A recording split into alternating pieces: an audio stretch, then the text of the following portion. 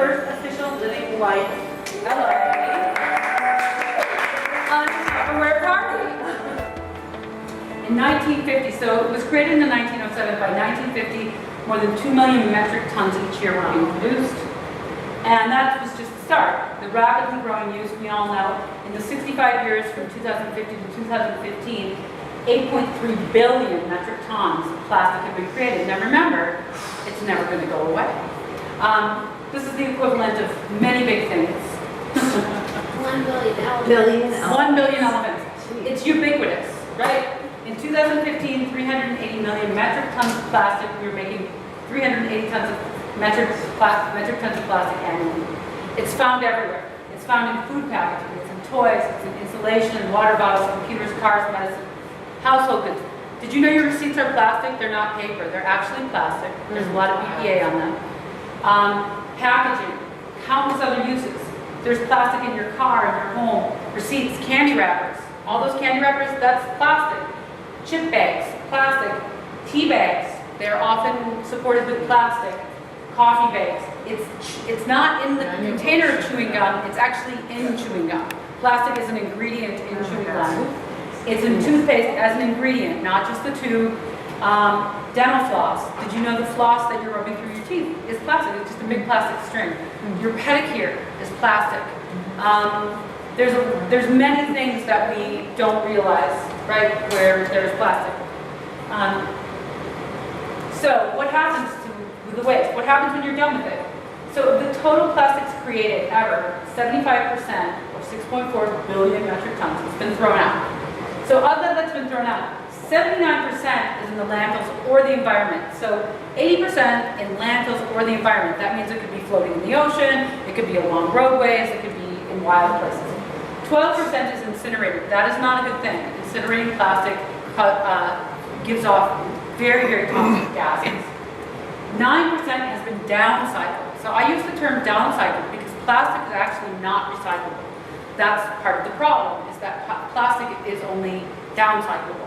So of the total, 9% is actually repurposed into a lesser good. Of the recycling, there's a few errors. One of them is wishful recycling and user error. So I have a question for you. Let's say I get a jar of corn salsa, like Trader Joe's, my favorite, and I pop the cap, I eat it all up.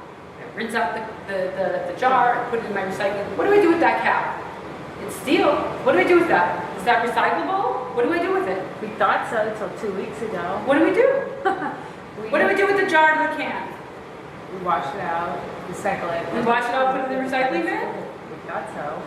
Do we put it in the garbage? Fancy? What happens to that jar, to the top of the jar? So this is exactly it. We've all so big proponents of recycling. The top of that jar is not recyclable because most jars are sealed with a plastic seal that is BPA. And so it becomes a mixed material. So the jar needs to go in the bin, the garbage bin. And the jar can go in your recycling bin. Now, user error. If the recycling truck comes and everybody's been putting their tops to Trader Joe's corn salsa in their blue bin, that is now a contaminated load. There's all sorts of things in there that aren't recyclable. So somebody who does buy recycling will say, this is a dirty load. I don't want this. Put it in the landfill. Right? So user error. Also wishful recycling. Why do we put that cap in the recycling bin? Because we wish it was recycling. Somewhere we want our garbage to go away. Somewhere we all kind of want to have that clean conscience. Right? And so we have that greasy pizza box. We say, oh, but it's paper. If the paper is soaked with grease, no longer recyclable. You need to put it in the garbage can. Right? If that yogurt container is filled with yogurt, that is, if you put it in your recycling bin, the recycling will then become contaminated. Sometimes people are like, plastic free, and they're like, I'm going to throw all my Tupperware away because I want plastic free. And it's like, no! Because if your Tupperware is sitting in your cupboard, it's not harming any marine life. Right? If you've used it this long, keep using it. I have plastic things. I have plastic containers at my house, and I use them. I have plastic containers that I have products in, and when the product gets used up, I save the container. So plastic bags were introduced in 1977. So this is great. I love to think that we were doing something before then, right? Like now people are like, how? And it's like this is like such a short time span. But in that time, we There are 160,000 plastic bags used globally every second. Every second. If you took the amount of plastic bags that are used in a year, you could go around the earth 7 times. Right? It's just unbelievable. And it's just like, it's painful because it's like, just get a bag. It's a cloth bag. It's such an easy fix. Drinks at events. I use mine, for water or coffee. When I get ice cream, scoop ice cream, put it in here. And then I've seen it. We've gone to Vanilla together. Yep, and then I bust out my own spoon, and people think it's really cool. Like, people are always like, wow, that's really neat. The people that do it, I'm like, bust the spoon. So what do? Well, bring your own. Bring your own cutlery and a straw. While you're at it, bring your own napkins and save a treat. I'm all about the bars. The bars is the way to go. Because, the refill thing is great, and there's some refill stations here in LA. But even if you're going to a guy and refilling your stuff, how did the guy get the stuff? It had to come in plastic. It might have come in a bigger plastic than you got, but it's being transported in plastic. Like, liquids are going to involve plastics. So I'm all about the bar. The bar is the way to go.